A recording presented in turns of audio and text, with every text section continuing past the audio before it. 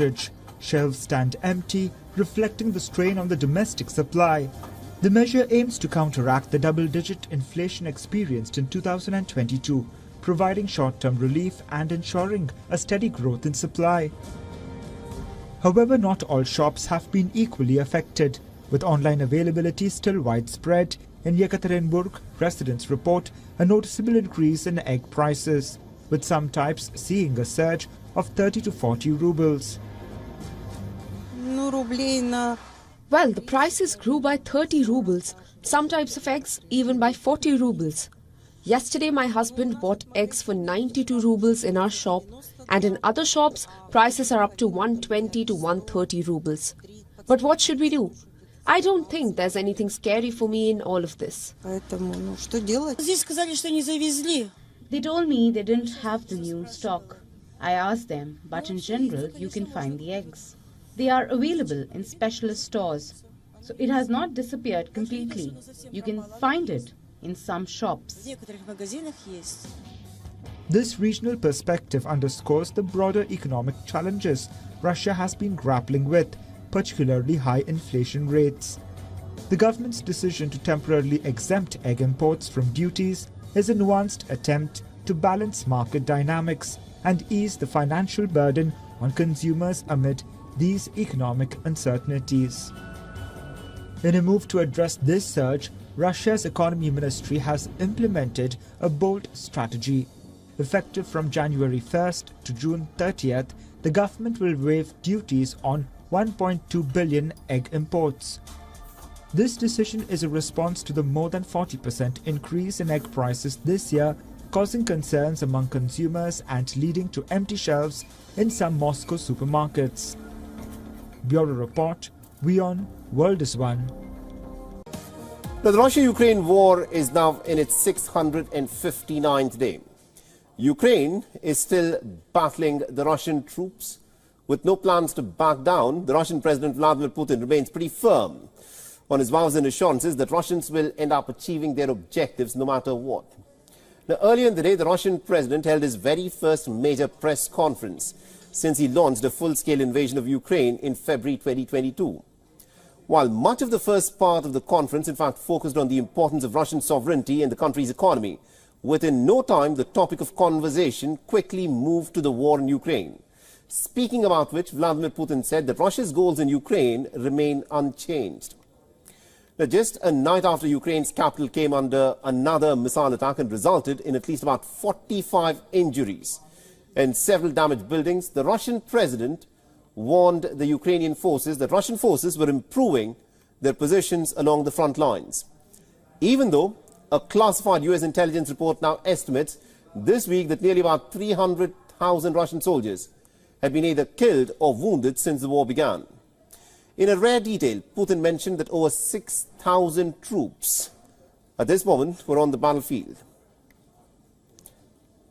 And he also dismissed the need for another mobilization wave because he said that Russia at this moment has more than sufficient troops. In fact, he went on to state that Russia at this moment has 600,000 troops operating in the battlefields in Ukraine. Listen.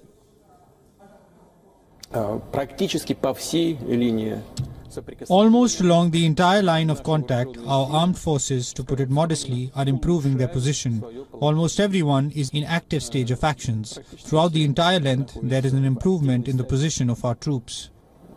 The Russian president has also claimed that Ukraine has lost some of its best fighters while trying to secure a foothold on the eastern bank of the Dnipro River in the Kherson region.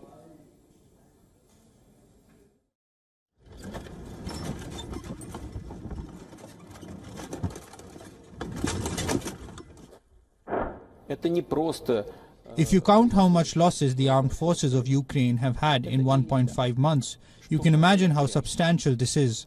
I think this is stupid and irresponsible on behalf of the political leadership of the country, but that's their business. Russia has continued its deadly onslaught on Ukraine's capital Kiev, carrying out a wave of missile attacks, damaging several buildings, including a children's hospital, while leaving dozens injured. This comes amid President Zelensky visiting Washington to push for more financial aid.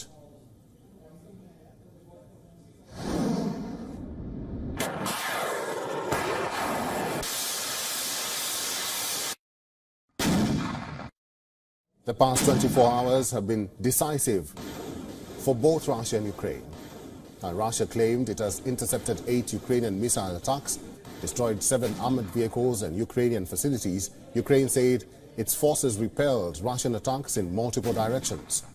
But the deadliest of all in the latest wave of Russian attacks will befall on the city of Kiev, where air defenses were activated for the second time this week, after a series of loud explosions could be heard at 3 a.m. local time. Kiev's mayor said the debris from intercepted missiles fell in the eastern Dniprovsky district. According to reports, at least 53 people were injured, including 6 children, in the latest Russian assault on Kiev, with several homes and a children's hospital being targeted. 18 people have been hospitalized. Missile debris blew a large crater in the ground and destroyed parked cars, while falling debris caused injuries and destruction in 4 of Kiev's districts, damaging 35 buildings. The windows of residential apartment blocks were blown out, with frightened residents streaming out onto the streets to assess the damage. Missile debris also blew a large crater in the ground and destroyed parked cars. Ukraine's armed forces have identified the projectiles as Iskander-M ballistic missiles as well as S-400s. Ukraine's Air Force said that its air defense systems downed all 10 ballistic missiles that targeted the capital at about 3 a.m. I took my backpack. The explosion wave tossed me through the flat. I don't remember how I got up, but I immediately ran to check on my family.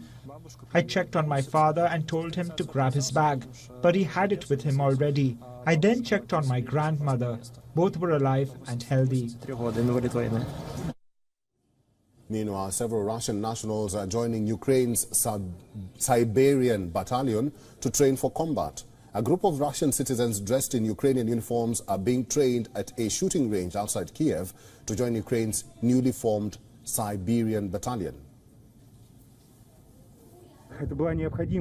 I felt this was necessary. I was about to go crazy because I felt like an outcast. It wasn't pleasant at all. The moment came when I felt relief. This was when I got the notice that I could join the Foreign Legion. In this moment, I felt psychological relief, knowing I took the right decision. It didn't come easy. In fact, it was a very difficult decision. Now, EU leaders agreed to open talks with Ukraine on joining the bloc after Hungarian Prime Minister Viktor Orban ducked out of his threat to veto the plan. The European Council President announced a decision, which also included starting negotiations with Moldova as a signal for hope of their people and for the continent. We want to support Ukraine. It's a very powerful political signal. It's a very powerful political decision. And today and tonight, I think to the people of Ukraine, we are on their side, and this decision made by the member states is extremely important for the credibility of the European Union. Orban, who had insisted for weeks he would block the move, agreed not to be in the room when the other leaders made a consensus decision. The Hungarian Prime Minister denounced that what he dubbed a completely senseless, irrational and wrong decision. He was completely against it, but he complained that 26 other countries insisted the decision be taken. If he had chosen to use his veto, Orban could have derailed the summit. He backed down one day after the European Commission unlocked $10.4 billion in frozen funds for Hungary. Now, the EU summit also granted candidate status to Georgia, one step behind formal negotiations. Vladimir Zelensky, who did not attend the knife-edge summit, hailed the decision as a victory that motivates, inspires and strengthens. And the president said, and I quote, "Moldova turns a new page today with EU's go-ahead for accession talks." And the White House, which faces opposition from Republicans in the United States to its own support for Ukraine, hailed a historic decision. The decision to open membership negotiations with Kyiv provides a major boost for Ukraine as fears swirl over Western support. However, the road remains long to actually joining the EU. And before the talks can be launched, EU states must agree on negotiating framework, giving Orban ample opportunity to stall the process again.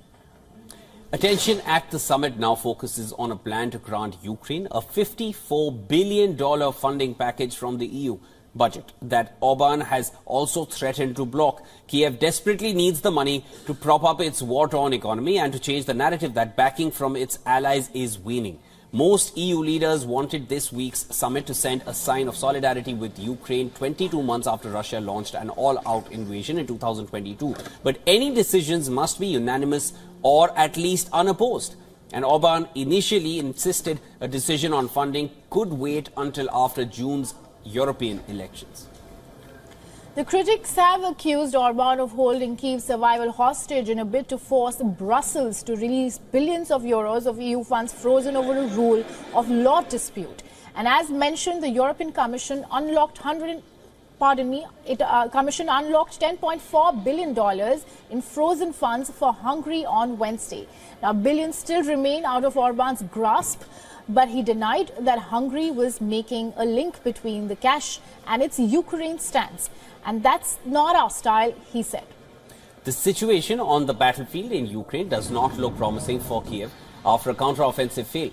Putin boasted on Thursday that he has 617,000 troops in Ukraine and that their positions are improving.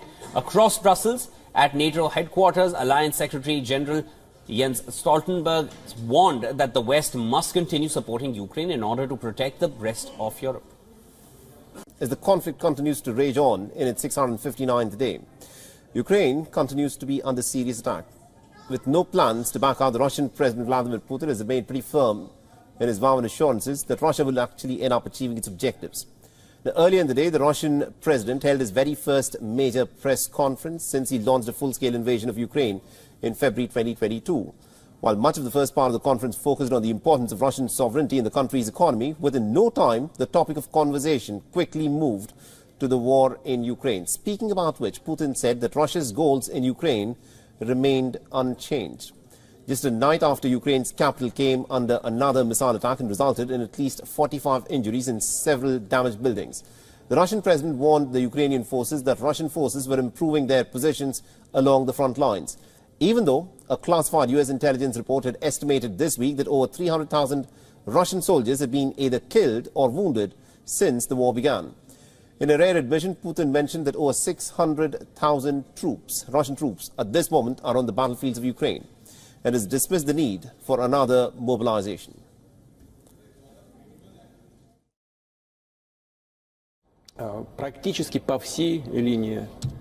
Almost along the entire line of contact, our armed forces, to put it modestly, are improving their position.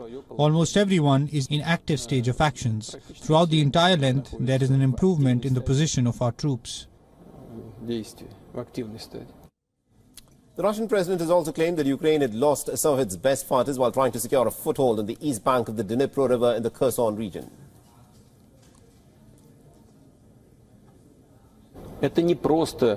If you count how much losses the armed forces of Ukraine have had in 1.5 months, you can imagine how substantial this is. I think this is stupid and irresponsible on behalf of the political leadership of the country, but that's their business. Well, the Russian president was in fact speaking. The NATO Secretary General Jens Stoltenberg also gave a press conference at the alliance headquarters in Brussels, where he warned that if Putin wins in Ukraine, then there is a real risk that his aggression will not end in Ukraine. Listen to this. If Putin wins in Ukraine, there is a real risk that his aggression will not end there. Our support is not charity, it is an investment in our security. So the future of Western aid to Ukraine in doubt, now the winter of fighting looming, neither side until now has managed to make any significant battlefield gains recently. Indian Prime Minister Narendra Modi is all set to inaugurate the all-new Surat Diamond Bourse or SDB building in the state of Gujarat on December 17th. And as the world's largest diamond office complex, it can house nearly 4,500 diamond trading offices.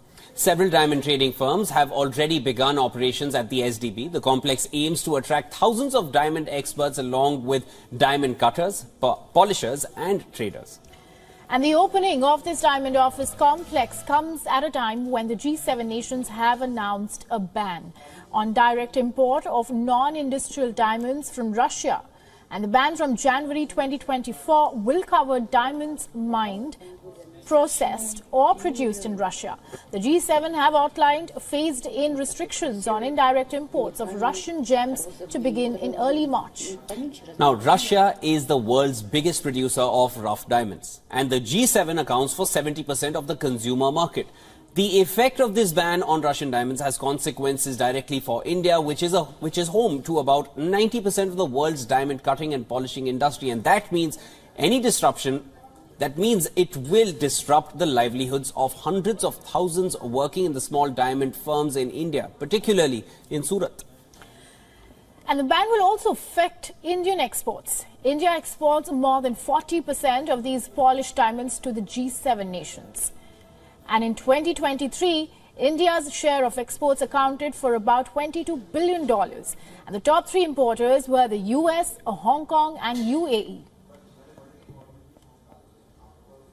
The G7's ban has not received wide support. Vipul Shah, chairman of India's Gem Jewellery Export Promotion Council, a major Indian trade body, said, and I'm quoting here, "We are not happy with the announced timeline for implementation of restrictions." On the other hand, several diamond analysts have pointed out that if Indian companies want to continue business with the G7, they will have to play their part. Looking ahead, the G7 aims to introduce a traceability-based verification for rough diamonds by September. Ukraine's EU membership bid faces stiff resistance. Hungarian Prime Minister Viktor Orban has made his opposition to the talks on the same note, saying that Ukraine was in no way ready to join the bloc. He's made it clear that he will block a proposal to start negotiations on Ukraine's EU membership at a summit in Brussels. Ukraine requires the green signal by all EU members. What will be the practical implications of this tug-of-war, and what does this mean for Ukraine's fight against Russia's invasion? My name is Heem Korsaro, and to discuss this, I'm being joined by James Jackson, journalist and political analyst in Germany and CE Europe. Thank you so much for joining us on WION. Thanks for having me. Now, so when it comes to Ukraine's membership bid, Hungary's Viktor Orban seems vehemently against it. Why do you think that is? What are some of the fundamental challenges that stand in the way?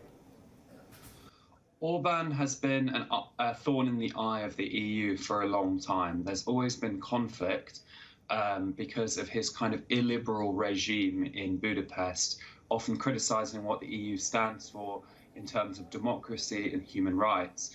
But since the Russian full-scale invasion of Ukraine, things have got significantly worse because Orban is in effect a mini Putin in Europe, and he has good relationships with Putin.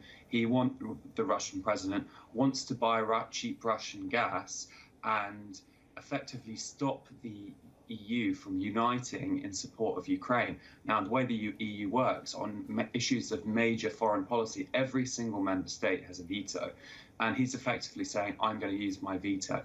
Now, some of this is about political support for Russia, but a lot of it is about power positioning within the EU, because what he wants to do is get the best deal for himself. He's an arch politician. He's very successful at that. That's why he's been re-elected so many times.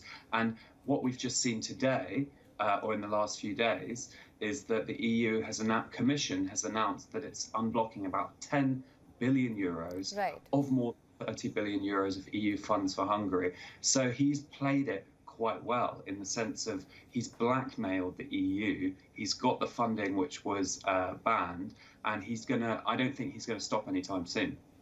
Right, I will just come to that. Let's talk about financial aid to Ukraine as well. That's been a point of contention. How do you see things unfolding on that front?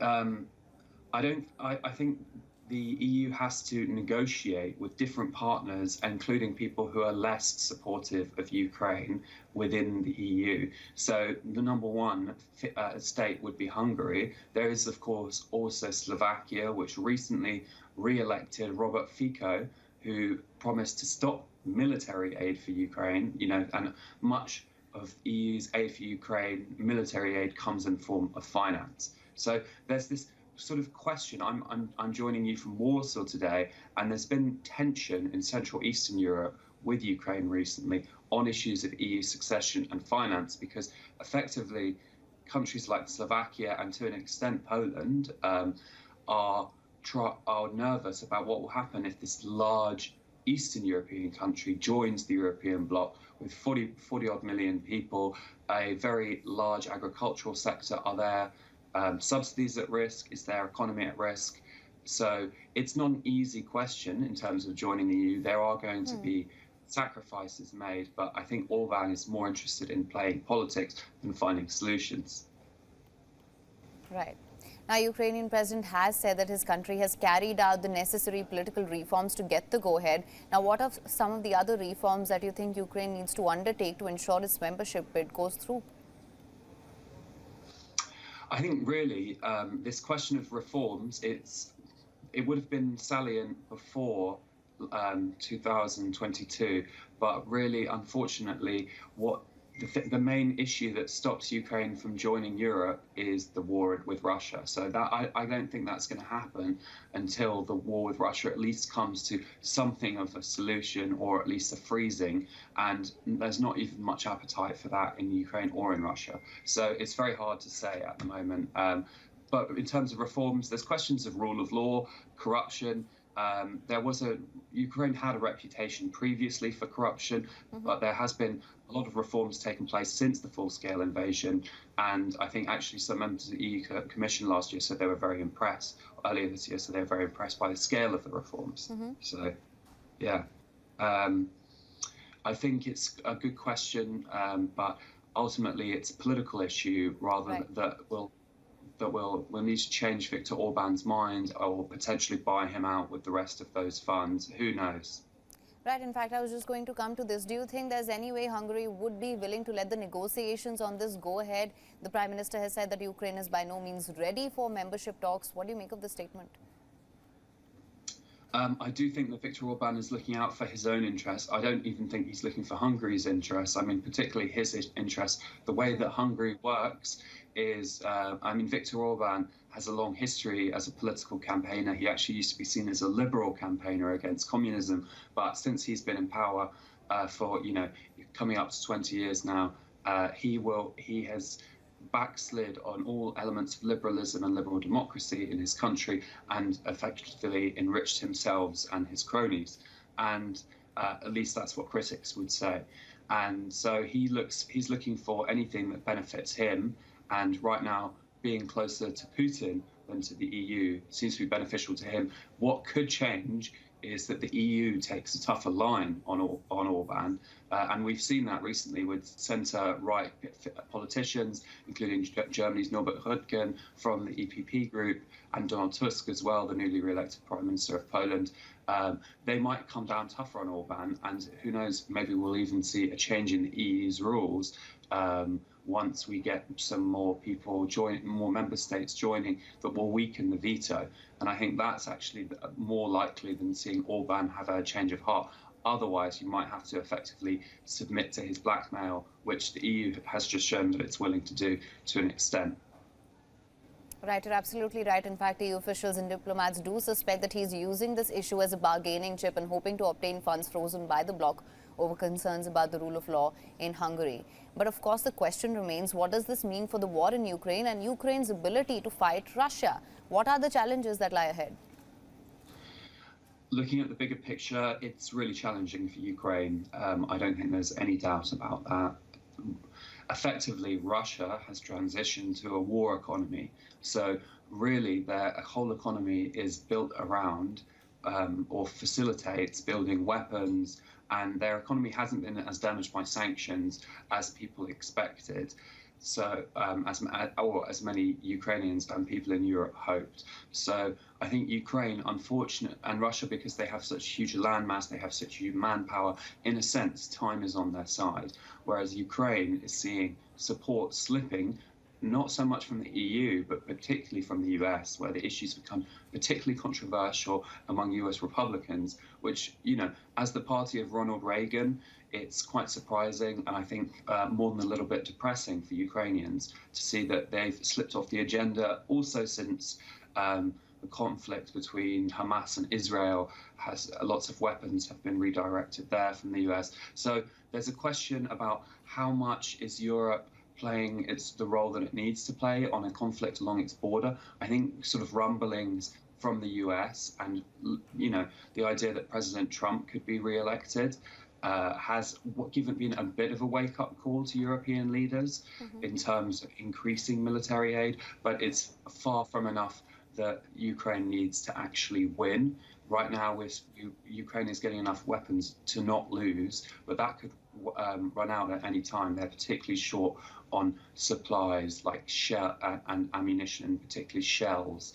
But then, of course, even basic supplies on the front, like batteries, medicine, in some cases even food, with supply chains, are not ideal, particularly for the Ukrainian soldiers. And there are a lot of the fact that a lot of people on the front lines of Ukraine are actually quite old. They're, 47 years old, I think, is the average age. So that's tough to fight a war against waves and waves of well-armed troops when you are effectively running out. But we have not seen any will to surrender from Ukraine or any will for negotiations that would give up land to Russian occupiers.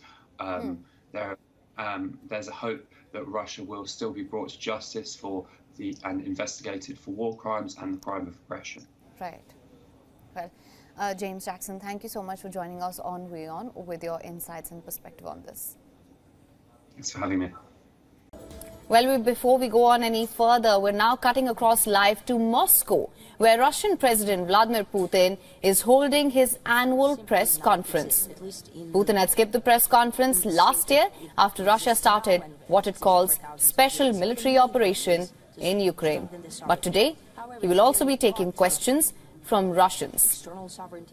These are the live visuals that we're getting right now. Let's cut across to Moscow. And safety on our borders, strengthening our social sovereignty, public sovereignty. That means absolute observation of the rights and freedoms of our citizens, of strengthening our political system, parliamentarism, and finally, that is providing security and sovereignty in economic and technological sphere. Well, I don't think that in responding to this question, I don't need to cover all of these matters, but I'm quite positive that the audience that we have here and the rest of the country is fully aware that Russia cannot exist without it. Financial, economic, and technological sovereignty is the future of any country, including Russia. So if we talk in concepts, these are the main dimensions. Let's turn to economy. Many in the world have been surprised that the Russian economy did not collapse under the burden of the so-called pressure, sanctions, pressure from our former so-called partners. But it's apparent that they have the goal to push Russia to the limit and to make it buckle. So what kind of resilience does the Russian economy have? It's resilient enough not to only feel quite confident, but to move forward. And this resilience, well, we've discussed it many times as well, but I'll repeat myself. That is ensured by several components. The first one, and the most important one, is the tremendous consolidation of the Russian society. The second thing is sustainability of financial and economic system of the country. It came as a surprise to our so-called partners, and honestly to many of us as well, that over the past decades, Russia has gained this resilience and sustainability in finance and economy. And the third component, naturally, is greater capacity of our forces, security forces and the army. And if we talk about the economic indicators, specific indicators, what can we be proud of? Well, as per usual, I brought a table over.